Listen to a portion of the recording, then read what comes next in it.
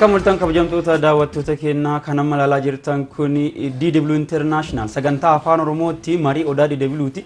Marii odaa DW'tiin yeroo hundumaa sa'aatii kanatti dhimmoota jajjaboo fi odeeffannoowwan dabalataa qabannee asitti dhiyaannee irratti kan mari'annu ta'a. Kan asitti argamne nuti ammaan tan Amboruu Mashiitii fi kan na biratti argaman kun kutaa afaan Oromootti daayirektara kan ta'an Ibalxaal Gabra Egzaabeerii fi akkanumaan lammoo gaazexeessaan keenya Girmaa Guddisaa namadditti argamanii jiranii.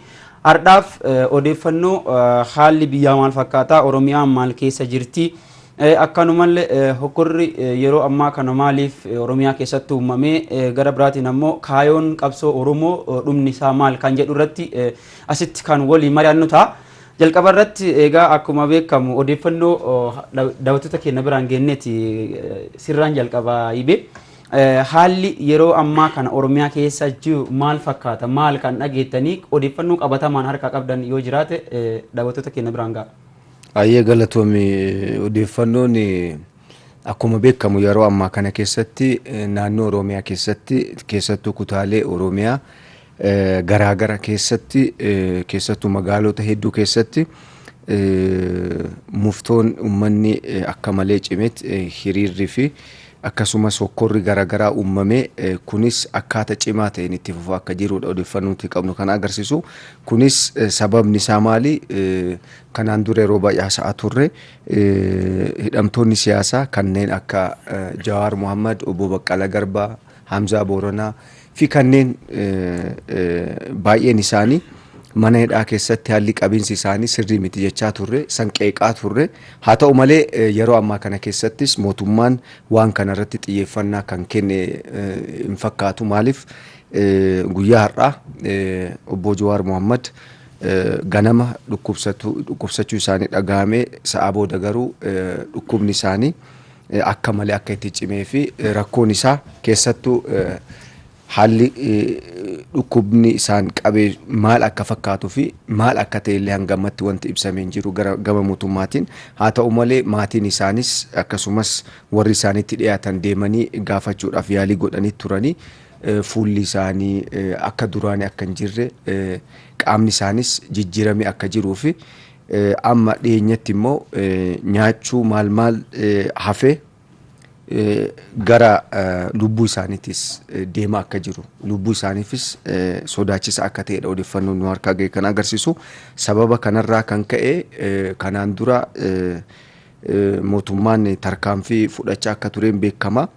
Wanti kun ta'uu hin qabu jedhanii qeerroon uummanni magaalota Oromiyaa keessa jiran hedduu keessatti muftoo inni mootummaa irratti qabu wanti kun maaliif ta'uu danda'e kan jedhu irraa kan ka'e gadi baanii naa isaan mormii isaanii dhageessisan irratti dhukkaasuudhaan namoonni hanga wayii du'uu isaanis dhageenye jirra. Haa ta'u malee hanga poolisiin naannoos ta'e kan federaala waan kana duukaa bu'uudhaan hordofee waan qabatama hanga gabaasutti lakkoofsa hagana jennee dha'uudhaaf rakkanna jechuudha. Akka waliigalatti garuu Obbo Jawaar dooktarri kiyya dhufee ana wallaanu yaada jedhu kaasaa akka turan dhageenye jirra. Haa ta'u malee hanga ammatti dooktarri ka dhuunfaa jechuudha kan isaan wallaanu sun akka isaan biratti hin argamnedha kan odeeffannoo nuti qabnu kan agarsiisu. Maatiin isaas waayillan isaas akkuma waliigalatti uummanni Oromoo hanga naannoo Somaaleetti ga'u uummanni naannoo Somaalees qabsa'aan sirna federaalizimiin kun cimee akka itti fufu qabsa'aa ture. Qabsa'aan mirgi sabaaf sablammootaa fi uummattoonni Itoophiyaa akka kabajamu qabsa'aa ture. Yeroo ammaa kana keessatti rakkoo hamaa keessa jira waan ta'eef nuti sagalee keenya dhageessisuu qabna jedhanii Jijjigaa keessattis naannoo Somaalee keessatti bakka garaagara even Walaayitta illee dhageenye jirra.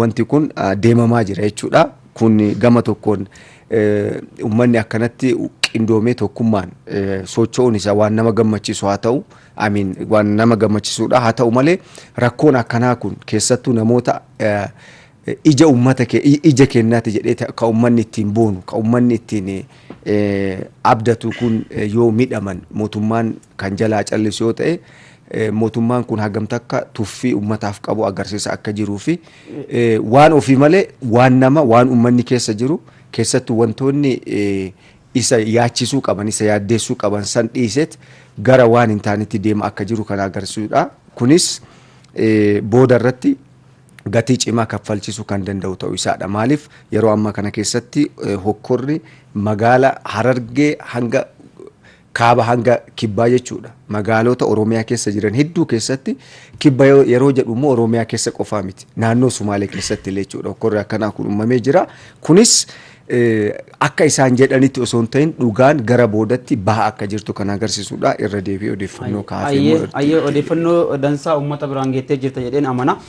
Girma gara keetti yennaan deebi'u ammoo obbo Jawaar Mohammad xiinxalaa siyaasaa fi hayyuu siyaasa kan ta'an yeroo ammaa kana manadhaa keessatti hiraarfamaa akka jiranii fi akkanumallee qabiinsi mirga isaanii keessaayyuu isaan qofa osoo hin ta'in hidhamtoota siyaasaa hundintuu qabiinsi mirga isaanii gaarii akka hin taanee fi namoonni isaa waliin hidhaman 36 kan ta'an irratti yeroo ammaa kana dhibeen COVID-19 akka argamee jiru odeeffannoon bahee jira. Itti dabaluudhaan ammoo obbo Jawaar Mohammad duraan qoricha akka nyaanni isaan didateef fayyadamaa turan kaalatti fannifamee jiru eega soorataniin itti fayyadamaniin booda lukti isaaniillee iita'ee fuulli isaaniillee iita'ee yeroo ammaa kana dhukkubsatanii ganama mana murteetti yeroo dhiyaatuuf beellama qaban irratti dadhabanii kanaaf han ta'ullee boodarra garuu dirqiidhaan akka fudhataman akka tasan maatiin isaanii bilbilaan nutti himanii jiranii gara boodarra sagalee maatii isaanii kanallee kan daawwattoota keenya biraan geennu ta'a. Achi kanaan wal qabatee ammoo eegee odeeffannoon kun keessaa'uu gara OMN'tiin bahee sooshaal miidiyaa irratti as baheen booda qeerroon Oromoo falmiisaa finiinsee jira keessaa'uu naannawaa Finfinnee gara baha Oromiyaa gara Harargeetii fi Arsii keessatti lolli akka malee fincilee akka jirudha. Odeeffannoon haga ammaatti harkaa qabnu namoonni illee rukutamaa jiru. Ati waan qabattee haga istiidiyoo kana seennutti odeeffannoo haqarratti hundaa'e uummatni si biraan gahan yoo argattee jiraatte nutti himi. Hayyee galatoon boruu sila odeeffannoo hanqabulleen baay'inaan isin tuqxanii jirtanii haa ta'uti malee egaa akkuma beekamu xiinxalaan siyaasaa obbo Jawaar qofa osoo hin ta'in ogeeyyiin yookiin immoo hayyoonni Oromoo baay'een isaanii manadhaa keessatti akka isaan ugguramanii jiran kan yaadannu ta'a. Jawaar guyyaa kaleessaa miirri dhukkubbii akka itti dhaga'amaa turre maatiin isaa karaa toora bilbilaatiin himanii jiranii.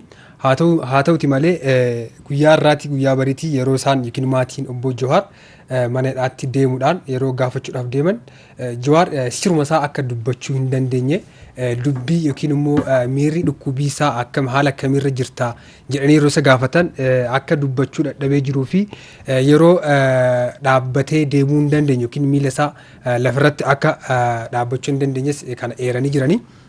Itti aansuudhaanis Jawaar akkuma isin tuqxanitti dooktara mataa isaa qaba. Dooktarri mataa isaati kan qabu kunis akka inni deemee yaalii hin gooneef yookiin immoo qoricha isaaf barbaachisu akka isaaf hin taasifnelleen dhorkameeti jira. Kana qofa osoo hin ta'in dabalataanis nyaata sila yeroo ammaa kana Jawaar akkuma dhukkubsachaa jiru beekame nyaata isaaf barbaachisu yookiin immoo sooran isaaf akka argachaa hin jirrelleen kan dubbatamaa jirudha. Itti aansuudhaanis maatiin isaas maatiin obbo Jawaar illee gama isaaniitiin kan dubbachaa jiran yookiin immoo toora bilbilaatiin miidiyaalee OMN fi miidiyaa DW International akka isaan dubbachaa jiranitti Jawaar amma yeroo ammaa inni keessa jiru haala sodaachisaa keessa akka jiru yookiin immoo naasuu keessa akka isaan seenanii jiran dubbachaa jiraniif kanaaf ammoo uummanni Oromoo yookiin immoo sabni Oromoo bal'aan yookiin immoo sablammoonni yeroon itti qabsaa'anii yeroon obbo Jawaariifis ta'ee namoota mana hidhaa keessatti rakkachaa jiraniif yeroon itti kan amma jechuudhaan ergaa gama isaaniitiin dhaamanii jiranii. Kanaaf ammoo guutuu Oromiyaa kutaalee garaa garaa keessatti sababa kanaan ka'anii jiranii sulultaa Dodolaa Awwadaa keessatti illee taateen garaa garaa uumamaa jira jechuudha. Ayyee odeeffannoo nu biraan geetteef galatoomi. Kanuma irratti waa'ee dhimma obbo Jawaar Mohammadii fi amma haala qabatamaa Oromiyaa keessa jiru kana keessa adoon baay'een dura obbo Jawaar Mohammad akkas dhukkufatanii dirqiidhaan gara mana murtiitti geeffamanii mana murtii keessa yeroo jiranulleetti yeroo isaan itti dhageeffatuu dadhabanii gadi babbaa waan turaniif abbaan murtii yeroo san abbaan seeraa isaan keessummeessaa ture sun amma haala kanaan keessummeessuu hin dandeenye waan ta'eef beellamni kee gara guyyaa 14tti achi asiqu jedhanii gaafa guyyaa 14tti aksiisaniiran jechuudha odeeffannoo haga qabnutti kun maa mul'isa obbo Jawaar Mohammad dhugumatti baay'ee akka dhukkubsatan kan mul'isudha. Kana malee aangawoonni qondaaltonni mootummaa olaanoon warra akka taayee danda'aa dhukkubsachuu isaaniillee ragaa ba'anii jiru. Haa ta'uti garuu waan dhukkubsatanii fi olaantummaa seeraa kabajuun hin hafu jedhanii jiru gama kanaan immoo qeerroon Oromootillee olaantummaan seeraa seera uummataa darbe hin jiru maaltu walitti fide olaantummaan seeraa seera uummataa darbe hin jiru uummanni kan jedhaa jiru nuti kan jechaa jiru hayyuu kennaa gaafiin kiyya amma isaan dhukkubsatanii jiran dhukkubsatanis olaantummaa seera kabachiisuun waan hin oollee jedhan kana maaltu walitti fide kun kan mul'isu dhuunfatti hayyuu kanarraa jibba akka qabanii fi yaadni hayyuu kanaa isaan biratti akka hin fudhatamne kan mul'isudha gara biraatiin immoo akkuma sila kaaftee turte uummanni sirna federaalizitiif dheebuu qaban kan akka Sumaalee faatillee warra akka Walaayittaa faatillee obbo Jawaar Mohammad nu haa gadhiifamu jedhanii falmii isaanii finiinsanii jiran yeroo ammaa kanatti uummanni Oromoo ammoo kana caalaa qeerroon Oromoo falmii isaa cimsee akka tufee jiruu fi qeerroon amma sababa kanaan rukutamaa akka jirudha humna mootummaatiin amma odeeffannoon qabnu mee dhimma obbo Jawaar Mohammad kana keessa adoon bayin dura kilippii tokko kan maatiin isaanii bilbilaan DW Internationalitti sagantaa afaan Oromootiif waan irra Jawaar keessa jiru kan silkiidhaan nutti himan isin daawwachiifne isin bira isin walitti deebina isarratti aansuudhaan immoo qeerroon Oromoo tokkollee sababa kana ka'umsa godhachuudhaan qabsoon qeerroon godhu hanga Jawaar mana hidhaatii baasuutti qofa adoon taane hanga Oromiyaa bilisoomsuutti kan jedhu wal faana isin biraan kan geenyu ta'a daawwannee walitti deebina daayirektarri keenya kilippii kana isin daawwachiisa. Dhugaadhaa jechuun amma haala dhukkubsatee jira. Dawaan kan inni yeroo dura garaadhaaf fudhatu tokko jira. Dawaan akkuma walii galattu dawaan jara hundaatu haaluma ta'a. Haaluma fayyadamanii sa'a kanatti immoo lakki qoricha garaan wanni akkanumaan wanni nyaatanis hin dalaguu fi maal qoricha duraan wanni jedhu jira gara akkanumaan nyaata daajesti godhuuf fuulleessii ta'ee jira galamu. Amma deemni ani har'a maatiin nama kaan achi deemanii jiranii mana murtii dirqamaan deemanii jiran. Inni danda'u ganama dadhabaa ture mana murtii waan miilli naan dhaabbatu waan deemuu danda'u natti hin fakkaatu jee ture. Dhugaa amma kana homa adda baafachuun nama sulfaateessuun kalee fidhiin gadda nama nagaa qabu ture. Guyyuma tokkotti akkatti jijjiiramni guddaan kun akkamtee akka dhufe naan galle. Miilli itoo osoo hin ta'in miila gadi wanni nutti mul'atu qaamaa fi fuula kanaa miilaan immoo dhaabbatuu dhaabbataa deddeemuu danda'u fuuta lafumarraa butaa deema. Isaan dhukkubaa ni qufaan irra turee jira. Qorannoo waan godhatanii natti hin fakkaatu maaliif doktorummaa achiisan amanuu danda'e yookaan immoo doktorri walabaa yookaan immoo kiyya dhufe yaana wanni jedhu jee ammas yaalallee doktorri kiyyaanaa dhufu jechaa jira isaan immoo kan jechaan jiranii fayyaanisa hedduu jechuun deemuu hin danda'u ture ganama dirqisiisanii maatii kaan dura deemanii achi jiru dirqiin deemanii dirqamsanii deemanii jedhan akka ganama jiru nama murtii dhaabbachuu danda'u mitinni amma akkamitti dirqisiisanii akka deemanii naan galle falmuun amma falmuun egaa waan tokko taree booda falmuun homaan hin godhu egeessa dhabne caaluu dhabnee taasisu dhabne egeessa dhabne booda falmuun homaan godhu amma ka'uu qaban bakka jiranii manneen waan godhu laanuma beeka maaliif callisan maaliif hagammaa callisanii ta'anii hundinuu wal ta'ee ka'uu qaba wal ta'ee qabsoo kana cimsee isaan achi keessaa baasuu danda'uu qaba saalfachiisina isinii fi rabbiin abdatee biyyatti galee isin abdatee saalfachiisina abdii isaa meebuutaa. Kabajamtoota daawwattoota keenyaa kun ka'ammaa dhageettan kun sagalee maatiin obbo Jawaar Mohammad DW Internationalitti bilbilanii waan Jawaar keessa jiru kan nutti himanidha. Guutummaa isaa sa'aatii waan hin qabneef isinirraa qubne guutummaa isaa yeroo oduutti kan daawwattan ta'a. Ammaaf gara marii keenyaatti kan deebinu haalli amma Oromiyaa keessa jiruutiif amma obbo Jawaar Mohammad fa keessatti argaman kanaan kana fakkaatu yoo ta'u amma ammoo gara hokkorri sababa kanaan wal qabatee uumamee fi ammaan tana haalli Oromiyaa keessa jiru kun garamitti deemaa akka jiruu fi maaliif kun kan ta'e mari'anneeti kan kanarratti kan kaafnu mee sirraa jalqabna yibe maalidha mee hokkorri kun sababni isaa hidhamuu akka dhibamuu obbo Jawaar Mohammad qofa osoo hin ta'in akka qeerroon jedhaa jiranitti hayyoonni keenya waan akka hin balleessine gadi nuu hiikaa manadhaa keessaatti kan jechaa jiranii mee kun maaliif jettee yaaddatta? Atoo ibsitee jirta garuu maaliif kan jedhu asirratti wanni hubatamuu qabu namni dhuunfaa tokko waan hidhameef yookaan hayyuun Oromoo yookaan qabsa'aan Oromoo tokko waan hidhameef osoo hin ta'in kaayyoon inni qabsa'uuf sun galmaan ga'uu qabaadha. Akka galmaan ga'u immoo namni qabsa'u sun namni kaayyoo san galmaan geessuudhaaf socho'u sun akka uummatatti ilaalama. Maaliif kaayyoo uummataa san uummataan bakka bu'eetiin deemsisaa waan jiruuf akkasitti waan qabsaa'uuf kaayyoon inni qabsa'eef keessattuu immoo qabsoon sun kan gaggeeffamu walabummaa uummata Oromoo, walabummaa sabaaf sablammoota fi uummattoota mirga walabummaa isaanii kabachiisuudhaaf, mirga hiree ofiin murteessuu, mirga ofiin bulchuu, mirga abbaa biyyummaa ofii mirkaneessuudhaaf wanta godhamu waan ta'eef qabsaa'onni asirratti socho'an keessattuu waan kanarratti gumaacha godhan akka simboolii tokkotti ilaalaman. Simboolii akka amma kabaja ummataaf socho'aa jiran, qabsaa'aa jiran, wareegamaa jiran waan ta'eef wareegamaas waan dhufaniif namni tokko as keessatti akka tuqamu hin barbaadu. Maaliif tokkoffaa waan lamatu jira asirratti. Waan dhugaa gaafachaa kan jiran. Wanni isaan gaafatan mirgi ummanni keenya sarbamaa jira, mirgi ummanni keenya kabajamaa hin jiru, kabajamuu qaba. At least hanga gumaacha kennallee ta'uu baatu, haga tokkollee ta'u afaan amma sadarkaa amma irra geennee kana hin jira. Sadarkaa amma irra geenne kana kabajanii sadarkaa itti aanutti deemuudhaaf wanni nu daangessu jiraachuu hin qabu. Gaafii keenya akkaataa seera qabeessa ta'een yoo gaafanne akkaataa seera qabeessa ta'een gaafii bu'uura seera qabu kanaaf haala seeraatiin akkaataa seeraatiin deebii kennuu qabanidha. Hanga ammatti mootummoonni Itoophiyaa maaliif akka ta'e hin beeku. Ebaluun fottooquuf deema, ebaluun akkana godhuuf deema malee maaliif fottooqa? Maaliif yaada kana kaasa? Maaliif akkana godhan ka jedhu takkaa dhaga'ee hin beeku. Xiqqoo obbo Mallas kanaan dura yaalanii turanii haa ta'u malee kan isaan jalqaban san amma digaa jiran jechuudha. Maaliif gara sirna amma awwaalamee jiru san deebisanii waggaa 40 gara duubatti 40-30 gara duubatti nu deebisanii isa san hojiirratti oolchanii akka mootiin Haayile Sillaasee sagadamaa tureef san jechuudha. Gajjanneetiin kennallee ta'u isaanii kennine. Akka seeratti sila isaantu nu kennuu qaba ture kennine akkasitti isaaniif saganuu natti fakkaata gara tokkoon jechuudha.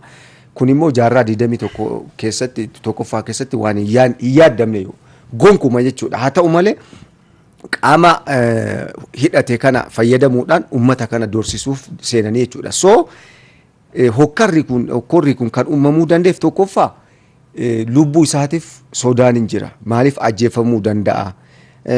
Amma odeeffannoon qabatamaan hanga nu harkatti ga'u lakkoofsi namni du'e meeqa rakkoon uumame maal akka ta'e yaa kana caala odeeffannoon walitti qindeessineetiin akkaataa gaariin dhiyeessuu waan qabnuuf malee nyaanni isaa sooranni isaa akka faalameedha kan ibsamaa jiru. Kun immoo sababa kamirra akka ta'e eenyutu akka isa faale wanti kun maaliif akka uumamuu danda'e odeeffannoon keessattuu gama mootummaatiin qulqullaa'ee kan bahu eeguun barbaachisaa waan ta'eef garasitti dirqiidhaan akka waan hin dhukkubsanitti uummanni akka manatti deebi'uuf jecha dirqiidhaan mana murtee dhaabanii obbo Jawaar Mohaammed fayyaalessa akka ta'e ibsuuf yaalanii turani. Haa ta'utti garuu abbaan murtee isaan seera isaanii kasaa hordofaa ture sun haala kanaan see hordofuu hin dandeettu jedhanii sagaleen isan irratti ragaadhaaf sabsaban osoo hin dhagahamin kan deddeebi'aa alatti deddeebi'aa waan turaniif obbo Jawaar Mohaammed dhaabbata. Waaree boodallee deebisuuf yaalanii waan dadhabaniif ka gara mana hidhatti deebisanii jechuudha. Harkisanii kan mana murtee dirqiidhaan geessan akka maatiin isaanii jedhanitti ganama hin danda'u jedhee didatee ture dadhabee. Ganama baasanii wanni ta'e ganama baasaniit achiin booda laalanii harkaa kufee jennaan deebisanii manatti galchanii muraasa waan ta'eef gara girmaatti deebi'a. Girmaamee asuma irratti dabaluudhaan aangawoonni fi qondaaltonni bilchiginnaa hedduun isaanii kan jechaa jiran hanga ammaatti olaantummaa seeraa kabajuu fi tarkaanfiin olaantummaa seeraa kabachiisuu kan itti fufuudha kan jedhaa jirani. Haa ta'utti garuu qeerroo fi qarreen Oromoo ammoo seerri seera uummata irra darbee hin jiru jechaa jirani. Kana fakkeenya kan godhachuu dandeenyu seeronni biyya kamiituu kan burkan gara gadiitti gadi bu'ee aadaa fi safuu hawaasaa keessaa kan dhalatanidha. Seeronni kamiiyyuu yoo uummanni kun hayyoota keenya hidhuun olaantummaa seeraa kabachiisuu miti hayyoota keenya mana hidhaa keessatti dhukkubaaf saaxilanii akka isaan ka ijjeesuu barbaadan san dhukkubaaf saaxilanii akka isaan dhukkubaan du'anii fakkeessanii nu jala ajjeesuun immoo seera kabachiisuun taatu jetteeti kan mormaa jiranii. Kun immoo gama biraatiin immoo hidhamuun hayyoota kana uummattoota ollaatillee kan sirna federaalizimii obbo Jawaar Mohaammed fa'aa Baqqalaan Garbaa fa'aa falmaniif san mi'aa isaanii qaban immoo falmii isaanii dhageessaa jiru. Kun immoo kan mul'isu sagalee hedduu akka qabanidha hayyoonni kuni. Kanaaf mootummaan kaayoo mataa isaa qofa galmaan gahuudhaaf kaayoo hayyoota kanaatiif uummataa kana hagamta akka didatee deemuu danda'a kan jedhu irratti yaada lamaan tokko nuun jedhiiti sa'aatiin keenya dhumataa jira. Hayyee akkuma beekamu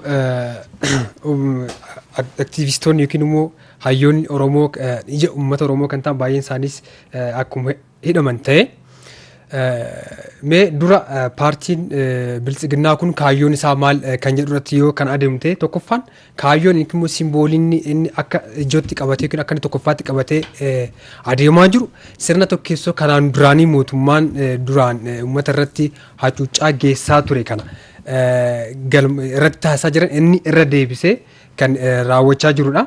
Haa ta'uti malee mootummaan yeroo ammaa kana kan hooggansa gubbaa jiru jechuudha. Kaayyoo yookiin immoo caaseffama sirna duraanii san deebisuudhaan hayyoota yookiin immoo qabsaa'ota uummata Oromoo yookiin immoo qabsoo uummata Oromoo fashaleessuudhaaf yookiin immoo daandiirraa maqsuudhaaf hayyoota yookiin immoo beektota irratti duula taasisaa jira jechuudha. Kanaaf ammoo tokkoffaan tooftaa ittiin balleessu tooftaa hayyoota Oromoo ittiin balleessu kan durumaan karoorfatee jiru kan irratti raawwachaa jirudha. Akkuma beekamu kana dura gootichi keenya artiist Haacaaluu Hundeessaan akkaataa itti yookiin immoo wanti qabatamaan wanti ragaa qabeessa ta'een kan uummata biraan gahames hin jiru jechuudha. Kanaaf ammas boru obbo Jawaaris ta'ee kan biroo irrattis wanti ta'amu wanti beekamu hin jiru. Boru yoo Jawaar fakkeenyaaf yoo lubbuun isaa darbee wanti kara mootummaatiin dhufu sababa yookiin immoo olola adda addaa fuudhaan sababa akkanaa jedhee waan dubbatuu maluuf kanaaf amma yeroo nuti qabnu yookiin immoo yeroo qabsoo yookiin immoo uummanni sirna tokkeessoo kana diiguudhaaf kan adeemuu danda'u yeroo ammaa kan akka ta'e yookiin immoo yeroon isaa kan harkarraa ofirraa qabu amma jechuudha. Galatoomi Girmaa sa'aatiin illee hin qabnu sa'aatiin keenya dhumataa jira waan tokko mee daqiiqaa tokko yaaddisi irraa citee hafina fakkaata kanaaf mee dhumarratti kaayyoon qabsoo Oromoo kun maali kan jedhu irratti yaada tokkoof lama qofa nuun jedhiiti sa'aatiin keenya. Galatoomi daqiiqaa lamaan qaba na dhorguu hin dandeettu sa'aatiilee ilaalaatiin jira. Hundaafuu gaafii ati na gaafattetti deemuudhaaf gabaabumatti hokkorri kun maaliif uumamee fincilli kun maaliif ka'a maal ka jedhuuf deebiin gabaabaadha. Qabsoon Oromoon gaggeessaa jiru taasisaa jiru maaliif? Dubbiin ijoon bakka kana jirti. Maaliif Oromoon kan gaafate mirgi kiyya haa kabajamu, mirgi abbaan biyyummaa haa kabajamu. Kanaan dura waan baay'ee jedhaa ture. Finfinneen osoo kan Oromoo taatee jirtu Finfinneen ka'e nuti jedhanii ajandaa kennaniif. Finfinneen kiyya jedhee maaliif morma? Ka isaati uumamumaanis seenaanis heeraanis kennamtee jirti. Kennamu osoo hin ta'in beekamtii kennameetii jira. Beekamtii jechuun bu'uura seera argatee jira jechuudha. Haa ta'u malee siyaasa isaanii deemsi amma siyaasa isaaniif akka isaaniif mijatu godhanii Finfinneen ka'e nuti jedhanii akka sabaaf sablammoonniif uummattoonni walitti bu'an taasisuudhaaf uummata Oromoo immoo afaan qabsiisuudhaaf callisiisuudhaaf dadhabsiisuudhaaf yookaan humna inni qabu maal akka ta'e madaaluudhaafis ta'uu danda'a yookaan tuffirraas kan ka'e ta'uu danda'a hin beekamu ka'e nuti jedhanii akkamitti akkana jedhan tuffii dhabar ka isaaniiti immoo ka'e nuti gaafiin jedhu kunu ka'uu hin qabu maaliif already justified kan ta'edha justified kan ta'edha. Tigraayin warri uummanni Tigraay maaliif deemee hin kaafne gaafii kana maaliif kun sirri dhabar jechuun kan ta'uu qaba waan ta'eef kan haasa'aa jiru. Kanaaf qabsoon uummanni Oromoo taasisaa jiru gaafiin nuti gaafanne mirgi abbaa biyyummaan uummata Oromoo haa kabajamu waan ta'eef warri kun immoo hanga dhumaatti lubbuu keenya kenninaa jedhanii turanii bara yoo ka yaadattan ta'e Oromoon shan hafnaan qabsoon Oromoo obbo Jawaar Mohaammed illee kan jedhaa turan kana qabsoon hanga kanaatti itti fufaa dhaabbatu jedhanii jiran. Kanaaf kanarratti beekuun barbaachisaadha. Yeroo ammaa kana keessatti odeeffannoo kennee bahuun barbaachisaa waan ta'eef kutaalee Oromiyaa garagara keessatti magaalota hedduu keessatti hokkorri amma Jawaar wajjin wal qabate fincila osoo inni gaariidha fincila uummanni fincila jechuun xiqqoo amma yeroon hin geenye agasila garuu fincila illee yoo jenne mootummaan yeroo meeqa nutti fincilee jira rakkoo hin qabu osoo jenne garaagarummaan qabnu waan ta'eef beekanummaan goolabna kabajamtoota daawwattoota keenya marii har'aaf asitti marii DW asii har'aaf dhiyeeffanne kan hanga ammaatti hordoftanidha. Sababni sa'aatiin keenya waan nu jalaa dhumatee fi kan addaan kutuu dandeenye boru ammoo yaada isaa dabalataadhaan qabannee kan itti fufnu ta'a. Ammaa fi sa'aatiin oduu keenyaa ga'ee jira. Oduu keenya ka DW International sagantaa afaan Oromoo daawwadhaa seenii jechaa kasiin faana turre Amboruu Mashiitii fi Daayirektarri kutaa sagantaa afaan Oromoo Yibalxaal Gabiree fi akkanumallee Girmaan Guddataa nu faana turanii jiranii waan nu daawwataniif ulfaadhaa waraabula. Ulfaadhaa galatooma.